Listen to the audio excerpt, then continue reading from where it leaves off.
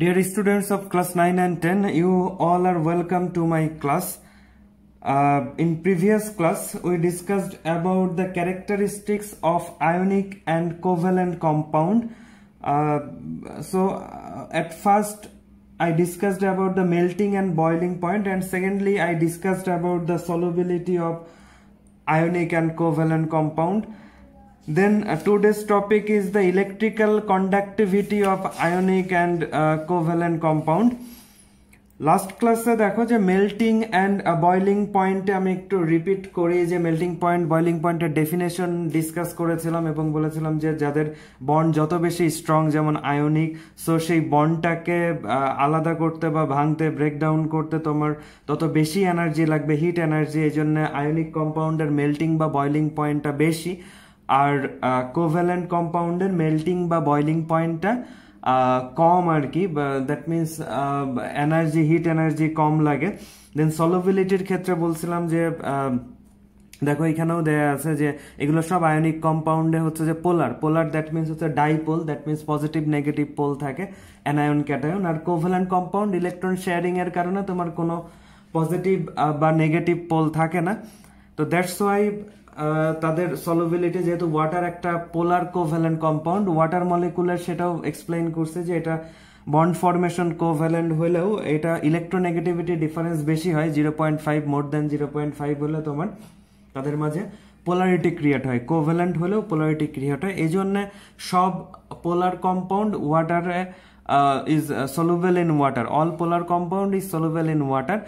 Then non-polar compound is insoluble in water. এগুলো soluble হয় না বাট কিছু এক্সেপশন নন-পোলার গুলো নন-পোলার সলভেন্টে soluble হয় যেমন হচ্ছে এক্সাম্পল দিছিলাম যে নেল পলিশের সাথে স্পিরিটের এক্সাম্পল এরকম হ্যাঁ যে কোনো ওয়েল একটা ওয়েলের সাথে আরেকটা ওয়েল এইভাবে হইতে পারে যে কোনো তেল সো আরে কিছু এক্সেপশনটা মোস্ট ইম্পর্টেন্ট যে অ্যালকোহল ইথানল আর গ্লিসারিন বা গ্লুকোজ সুগার এইগুলো কোভ্যালেন্ট কম্পাউন্ড বাট ওয়াটারে সলুবল হয় কারণ because all are contains OH group থাকার কারণে তাদের মাঝে পোলারিটি ক্রিয়েট হয় এগুলো বই ওইভাবে নাই ডিসকাশন করা সো এগুলো খুব ইম্পর্টেন্ট কারণ হচ্ছে বইয়ের 2-4 লাইন থাকে সেইখান থেকেই কোশ্চেন হয় বাট আমাদের সেটা টোটালি 3 বা 4 মার্কসের জন্য ডেসক্রাইব করতে হয় সো আমার কথাগুলো খুব ফলো করবে এবং তোমরা তোমাদের মতো যদিও আমি ডেসক্রিপশনগুলো টোটালি ইংলিশে দিচ্ছি না তো যদি এরকম হয় যে তোমার প্রবলেম মনে করো যে অ্যান্সারটা কিভাবে হবে সো তুমি যেটা করতে পারো সেটা হচ্ছে আমি যেভাবে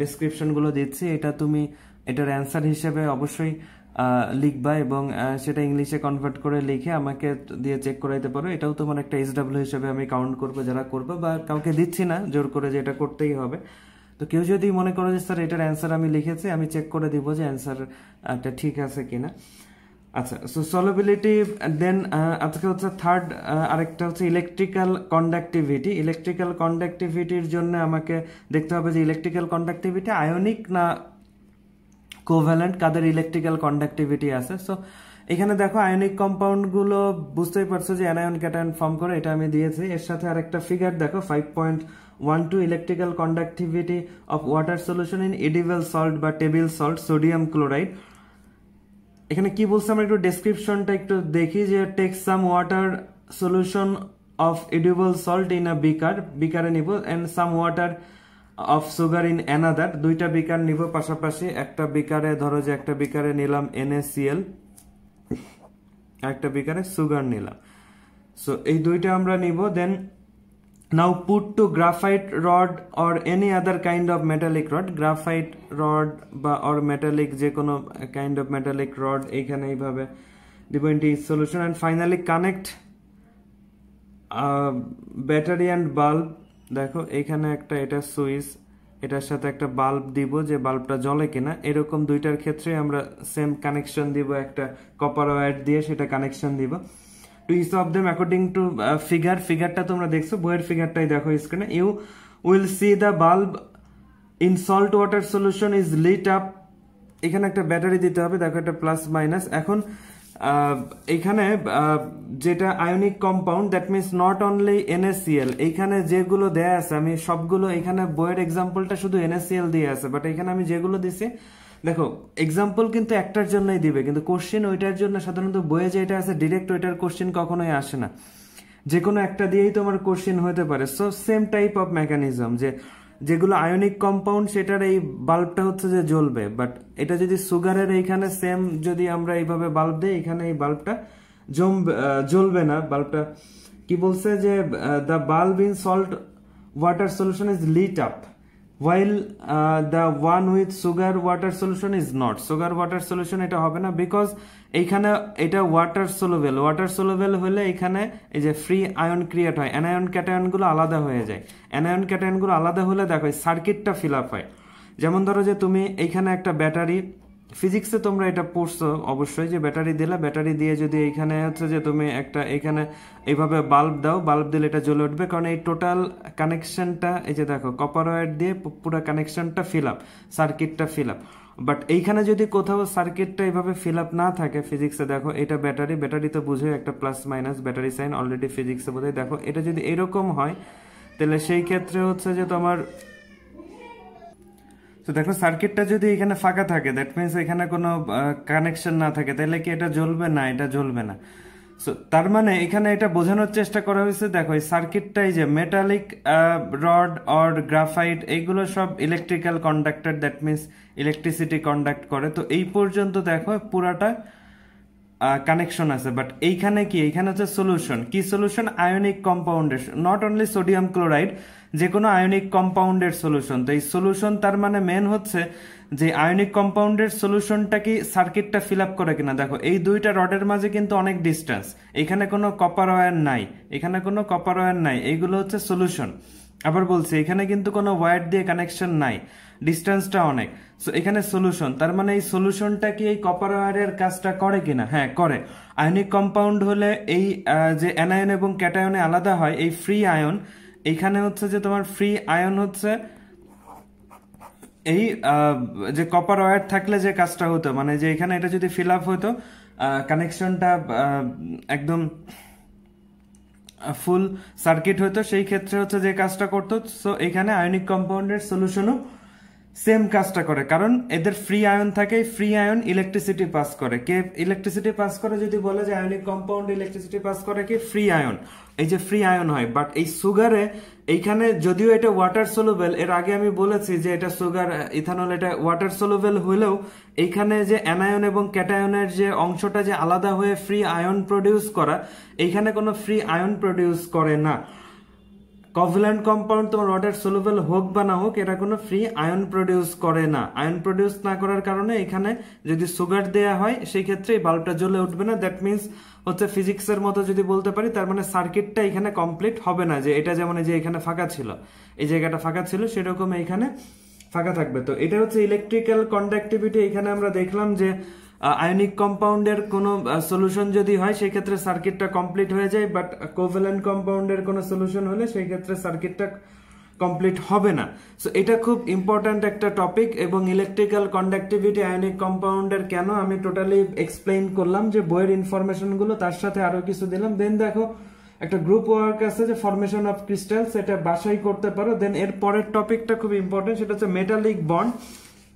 আমি মেটালিক বন্ড এটা একটু দেখো, যে আমি একটু এটা ডেসক্রাইব করার ট্রাই করি যে মেটালিক বন্ড। দেখো মেটালিক বন্ড এইখানে একটু আগেই আমি বলছিলাম যে এখানে যদি কপার ওয়্যার থাকে, তার মানে হচ্ছে যে কোনো মেটাল, কপার ওয়্যার না, এটা হইতে পারে অ্যালুমিনিয়াম ওয়্যার, হইতে পারে সিলভার, গোল্ড, এদের যে কোনো ওয়্যার হলেও এরা যে কোনো মেটালিক ওয়্যার তোমার ইলেকট্রিসিটি কন্ডাক্ট করে কম আর বেশি। এখন দেখো মেটালিক বন্ডের ডেফিনেশনটা কি, বা মেটালিক বন্ডটা আমরা কিভাবে জানবো যে এটা মেটালিক বন্ডের ডেফিনেশন, আর মেটালিক বন্ডটা মাঝে ফ্রি ইলেকট্রন গুলো কিভাবে থাকে। এখানে দেখো যে কোনো মেটালিক ওয়্যারের মাঝে কি থাকে? ফ্রি ইলেকট্রন থাকে। এখানে ফ্রি ইলেকট্রন, এখানে যেমন আমি বললাম ফ্রি আয়ন, আর এখানে হচ্ছে ফ্রি ইলেকট্রন থাকে। ফ্রি ইলেকট্রন থাকার কারণে তোমার ইলেকট্রিসিটি পাস করে। যেমন যে কোনো কিছু পাস করার জন্য একটা মিডিয়াম দরকার হয়। যেমন আমি এই যে কথা বলি, ধরো সামনাসামনি যদি অরিজিনাল রিয়েল যদি কথা বলি ক্লাসে, দেন তোমাদের কাছে আমার সাউন্ডটা যাচ্ছে কেন? কারণ এয়ার মিডিয়ামটা আছে। বাট এরকম যদি হয়, অনেক সময় তোমরা সবাই প্রাইভেট কারে চড়ছো, প্রাইভেট কারে ওঠার পরে যদি সবকিছু ক্লোজ করে দাও, তারপরে যদি ভিতর থেকে কথা বলো, বাইরে কিন্তু শোনা যাবে না। কারণ হচ্ছে যে এয়ার মিডিয়ামটা ওইখানে মাঝখানে ব্রেক হয়ে গেছে, এখানে নাই। তো এটার জন্য মিডিয়ামটা যদি কন্টিনিউয়াসলি না থাকে সো সেইখানে এটা পাস হয় না। সো এইখানেও ইলেকট্রিসিটি যে কোনো মেটাল দিয়ে পাস হওয়ার মূল হচ্ছে because of free electron. So দেখো মেটালিক বন্ডের কিছু ইনফরমেশন আমরা জানি যে মেটালের মাঝে যে বন্ড মলিকুলার তোমার অ্যাটমগুলোর মাঝে যে বন্ড সেটাই মেটালিক বন্ড। বাট যদি একটু ডেসক্রাইব করি তাহলে এরকম, when two metallic elements come closer together there is created a metallic bond, মানে দুইটা মেটালিক এলিমেন্ট যদি খুব কাছাকাছি আসে সেই ক্ষেত্রে মেটালিক বন্ড ক্রিয়েট হয়। সো এখন দেখো আমি কিছু ডেসক্রিপশন দিচ্ছি যে এখানে একটু প্রত্যেকটা লাইন বইয়ের পেজ নাম্বার 104 এখানে তোমরা বইটা বের করো এবং দেখো যে এখানে প্রত্যেকটা ইনফরমেশন একটু বোঝার বিষয় আছে, এই জন্য আমি একটু রিডিং দিচ্ছি এবং তার সাথে সাথে প্রত্যেকটা লাইন বোঝানোর চেষ্টা করছি। দেখো দ্য আউটার মোস্ট, স্ক্রিনেও দেখো বা বইও দেখতে পারো, the outermost energy level of each metallic atom usually contain 1, 2 or 3 electron in electronic configuration. আমি তোমাদের আগেই বলেছি যে মেটাল কারা, হ্যাঁ, group 1, group 2, alkali metal, alkaline earth metal, এবং গ্রুপ 13 যারা, এরাও মোটামুটি মেটাল। সো এদের হচ্ছে লাস্ট অরবিটে হচ্ছে 1, 2 আর 3 ইলেকট্রন। সো খুব ইজি 1, 2 আয়নিক বন্ড ফরমেশনের সময় যে খুব ইজি যে 1, 2 আর 3 ইলেকট্রন এরা রিলিজ করবে। Since their size is bigger, that means আমরা যদি উপর থেকে নিচে আসি যে কোনো গ্রুপের পিরিয়ডিক টেবিলে, তখন তাদের কি সাইজগুলো আস্তে আস্তে বড় হয়। Since their size is bigger then the non metallic element of the same period, তাহলে নন মেটালিক লেফট টু রাইটে গেলে আবার সাইজটা হচ্ছে যে ডিক্রিজ করে। এটাও আমরা পিরিয়ডিক প্রপার্টিসে দেখেছি আগের চ্যাপ্টারে।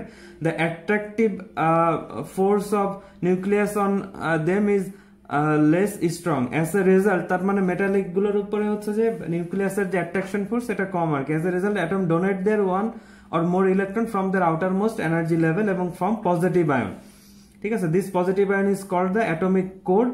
These atomic core are 3-dimensionally organized in metal lattice. আচ্ছা, এই atomic core that means positive ion হচ্ছে ডিফারেন্ট, কি বলছে 3-dimensionally organized, মানে তিন ভাবে দেখো এগুলো অর্গানাইজ থাকতে পারে in a metal lattice। দেন পরের অংশটা দেখো, in a metal lattice that donate electrons come out the orbit and move freely at the center of the atomic core।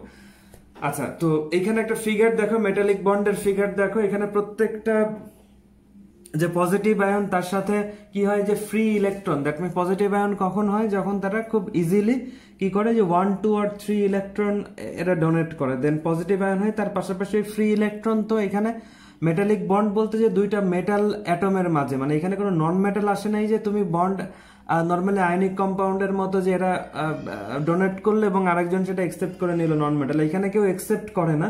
So দুইটা মেটাল অ্যাটমের মাঝে এই ইলেকট্রনগুলো কি থাকে, ফ্রি থাকে, ইলেকট্রনগুলো অন্য কেউ সেটাকে নিচ্ছে না। সো এখানে আবার পড়ি যে কি হচ্ছে, in metal lattice the donated electrons come out the orbit and move freely at the centre of the atomic core, এবং এটা কি করে এখানে সেন্টারে খুব ফ্রিলি মুভ করে। Such electron are call delocalised electron. So স্ক্রিনে দেখো যে মাঝখানে যে ছোট ছোট করে যে মাইনাস দেয়া আছে, ইলেকট্রন গুলোকে বলে ডিলোকালাইজড ইলেকট্রন। দ্যাট মিনস এটা কোনো অ্যাটমের আন্ডারে না থেকে এটা কি হয়, ফ্রিলি মুভ করে, যেন ডিলোকালাইজড, দ্যাট মিনস কোনো ডেফিনিট কোনো পজিশনে এটা থাকে না।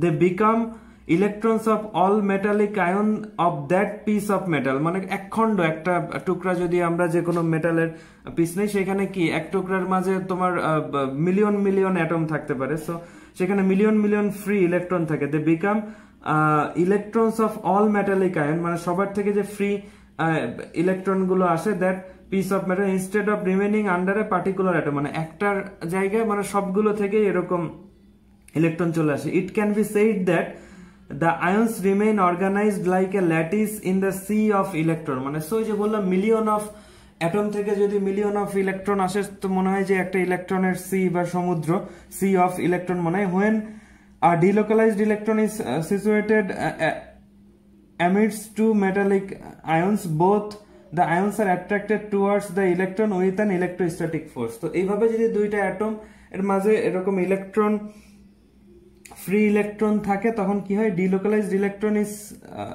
সিচুয়েটেড কি midst that means middle motamoti condition two metallic ions, both the ions are attracted towards the electron with an electrostatic force এখানে attract করে, this causes two ions to remain connected এবং এটার কারণে এই আয়নগুলো মেটালের আয়নগুলো কি হয় একটার সাথে একটা কানেক্টেড থাকে, which is the basic features of feature of metallic bond, মানে এটা হচ্ছে যে মেকানিজম আর কি মেটালিক বন্ডের, এটা mechanism. This delocalized electron are responsible for conductivity of heat and electricity. এই delocalized that means free electron, আমি আগেই বলছি যে এখানে খুব ইম্পর্টেন্ট একটা বিষয়, ফ্রি কি থাকে ইলেকট্রন, ফ্রি ইলেকট্রন, যে কোনো মেটালে ফ্রি ইলেকট্রন থাকে। আর ওই যে বলছি পোলার সলিউশনে, পোলার কম্পাউন্ডের যে সলিউশন সেখানে ফ্রি আয়ন থাকে। সো যে কোনো মেটালে ইলেকট্রিসিটি পাস করা হচ্ছে ফ্রি ইলেকট্রন, আর যে কোনো সলিউশনে ইলেকট্রিসিটি পাস করে তোমার ফ্রি আয়ন। আচ্ছা, হিটও পাস করে। Similarly their reason for the flexibility, brightness and charge resistance ETC এইগুলোর কারণে হয়। দেন নেক্সট টপিক দেখো ইলেকট্রোকন্ডাক্টিভিটি। ইলেকট্রিক কন্ডাক্টিভিটি ওইটাই বললাম যে এটা ইলেকট্রিসিটি পাস করে, সো হিট কন্ডাক্টিভিটি, এই দুইটা টপিক আমি তারপরে একটু রিডিং পড়ে দিচ্ছি। অল মেটালস আর ইলেকট্রিক্যাল কন্ডাক্টর, সো প্রত্যেকটা মেটালই কন্ডাক্ট, ওই যে বলছে কম আর বেশি। That delocalised electron in the metal lattice are the career of electricity, এই ফ্রি ইলেকট্রন গুলোই হচ্ছে ইলেকট্রিসিটি ক্যারিয়ার, দ্যাট মিনস এইগুলো বহন করে। If we connect two ends a piece of metal to a positive or negative charge of battery, যদি positive negative charge যদি connect করি একটা মেটাল পিসের দুই পাশে, the electron will rush from negative base to positive, negative থেকে পজিটিভে electron pass করবে। that means there will be flow of electricity from positive into negative. So electron যেদিকে follow করবে তার অপোজিট দিকে দেখো পজিটিভ থেকে নেগেটিভের দিকে ইলেকট্রিসিটির ফ্লোটা হবে। there would not been any electricity flow in the absence of delocalized electron. So delocalized electron না থাকলে কোনো ইলেকট্রিসিটির ফ্লো হবে না। এখানে দেখো একটা ফিগার দেখো, মেকানিজম অফ ইলেকট্রিক্যাল কন্ডাক্টিভিটি। এখানে দেখতে পাচ্ছ যে ইলেকট্রনের ফ্লো হচ্ছে তোমার নেগেটিভ থেকে, অ্যারো সাইন গুলো দেখো ইলেকট্রনের, নেগেটিভ থেকে পজিটিভের দিকে ইলেকট্রনের ফ্লো, এন্ড দেন ইলেকট্রিসিটির ফ্লো হচ্ছে তার অপোজিটে। Then heat conductivity of metals, এরা হিট কন্ডাক্ট করে হোয়েন ইউ হিট ইন, ধরো বড় একটা লোহার রড নিয়ে তুমি যদি এক সাইডে আগুনের মাঝে দিয়ে রাখো, কিছুক্ষণ পরে দেখবা যে তুমি যে সাইডে তুমি ধরে আছো সেখানেও গরম হয়ে গেছে। সো এটাই হচ্ছে যে এটার proof. When you heat an end of piece of metal, you will find that the other end is also getting warm fast, খুব দ্রুতই হবে। So it means metals are heat conductors too. The reason is again delocalized electron is same to same, free electron, delocalized that means free electron. When heat is applied, the electrons receive energy and increase their velocity, the movement বাড়াই দেয়, they rush from the heated end towards the comparatively cooler end, মানে heated end থেকে cooler end এর দিকে pass হয়, thus heat is conducted in metal. So এটার কারণেই তোমার মেটাল। এই হচ্ছে মোটামুটি পুরো 5th চ্যাপ্টার। সো এইখানে যেটা ইম্পর্টেন্ট, এই ইনফরমেশন গুলো বইয়ের গুলো পড়লেই হবে, বাট মেটালিক বন্ড, যে মেটালিক বন্ডের ডিটেলস তোমাকে একটু জানতে হবে। যে মেটালিক বন্ডের আমি এর আগে যেটা বললাম যে মেটালিক বন্ড কিভাবে ফর্ম হয়, সেটা আবার আমি একটু রিপিট করছি। মেটালিক বন্ড ফরমেশন, যে নর্মালি যারা মেটাল হচ্ছে যে কি বলছিলাম যে গ্রুপ 1, গ্রুপ 2 অ্যান্ড গ্রুপ 13, এদের লাস্ট অরবিটে এটা হচ্ছে যে 1 ইলেকট্রন, এটা 2 ইলেকট্রন, এটা 3 ইলেকট্রন, এটা হচ্ছে যে ইলেকট্রন থাকে লাস্ট অরবিট। যারা লাস্ট অরবিটে 1, 2, 3 ইলেকট্রন থাকে তারা হচ্ছে খুব ইজিলি, এটা আমরা আয়নিক বন্ড ফরমেশনের সময় এক্সপ্লেইন করেছি যে খুব ইজিলি এরা ডোনেট করতে পারে, কারণ এদের জন্য যে 7, 6 মানে অক্টেট রুলস যদি বলি, এখানে 7, 6 আর 5 ইলেকট্রন গেইন করা ইজি না। সো নর্মালি একটা মেটাল পিস, দ্যাট মিনস একটা যে কোনো একটা মেটালের খন্ড বা একটা লোহা বা এরকম, এখানে মিলিয়নস অফ অ্যাটম থাকে, এবং মিলিয়নস অফ অ্যাটমে এই যে ইলেকট্রনগুলো ফ্রি থাকে, বিকজ নিউক্লিয়াসের যে অ্যাট্রাকশন ফোর্স ইলেকট্রনের উপর সেটা খুব লুজ থাকে নন মেটালের কম্পারিজনে যদি আমরা যাই, নন মেটালের তুলনায়। সো কারণ হচ্ছে যে এরা বিগার থাকে নন মেটাল, কারণ লেফটে হচ্ছে মেটাল, রাইট সাইডে হচ্ছে পিরিয়ডিক টেবিলের নন মেটাল, তো লেফট টু রাইটে গেলে হচ্ছে যে সাইজ কমে যায়, ডিক্রিজ করে। সো সাইজ যেহেতু বড় থাকে, সো নিউক্লিয়াস অ্যাট্রাকশন ফোর্স কম থাকে, দ্যাটস ওয়াই এই ইলেকট্রন গুলো কি করে যে ওই অ্যাটমের আন্ডারে না থেকে ফ্রি হয়ে যায়, ডিলোকালাইজড হয়ে যায়, মানে নির্দিষ্ট পজিশনে থাকে না, এটাই ডিলোকালাইজড হয়ে যায়। সো ইলেকট্রনগুলো মুভ করে এবং ফিগার তোমরা দেখেছো যে ইলেকট্রনগুলো পুরা ওই মেটালের পিসে সেই ইলেকট্রনগুলো মুভমেন্ট করতে থাকে বা ঘুরে বেড়ায়, বা এরকম হচ্ছে যে মনে হয় যে সি অফ ইলেকট্রন, যে এটা একটা ইলেকট্রনের একটা সাগর বা সমুদ্র, এত বেশি ইলেকট্রন থাকে। এবং এই ফ্রি ইলেকট্রন গুলো কি করে, ইলেকট্রিসিটি পাস করে, সেটাও দেখেছি, হিট কন্ডাক্ট করে, ইলেকট্রিসিটি পাস করার ফিগারটাও তোমরা দেখেছো যে ইলেকট্রিসিটি পাস করে। সো এই হচ্ছে মোটামুটি মেটালিক বন্ড। এটা খুব ইম্পর্টেন্ট। মেটালিক বন্ড, যে কোনো metal is a good conductor of heat and electricity, explain, এটা থেকেও কোশ্চেন হইতে পারে হোয়াট ইজ মেটালিক বন্ড বা explain the mechanism of metallic 1, 2, 3 মার্কসের, যেরকম কোশ্চেন এটা ডিপেন্ড করে। ডিরেক্ট আসলে সেটা হচ্ছে 2 মার্কসের কোশ্চেন, আর যদি কোনো স্টেমের মাধ্যমে আসে, দ্যাট মিনস উদ্দীপক দিয়ে উপর ইনফরমেশন দিয়ে সিতে আসে, দেন সেটা হচ্ছে 3 মার্কসের কোশ্চেন আমরা বলবো।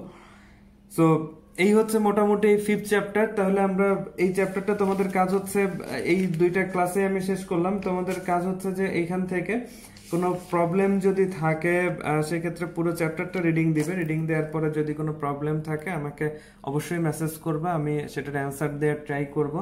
আপাতত তোমাদের কাজ হচ্ছে যে 5th চ্যাপ্টার পুরো ফার্স্ট টু লাস্ট একদম রিডিং পরে এবং ইম্পর্টেন্ট লাইনগুলো তুমি পেন্সিল দিয়ে আন্ডারলাইন করবা, এবং কোনো ওয়ার্ড বা কোনো সেন্টেন্স যদি না বুঝো কোনো কনসেপ্টের ভিতর থেকে অবশ্যই আমাকে কোশ্চেন করবে, দরকার হলে আমি সেটা তোমাকে বুঝাই দিব বা সেটার উপর আরেকটা লেকচার দিব।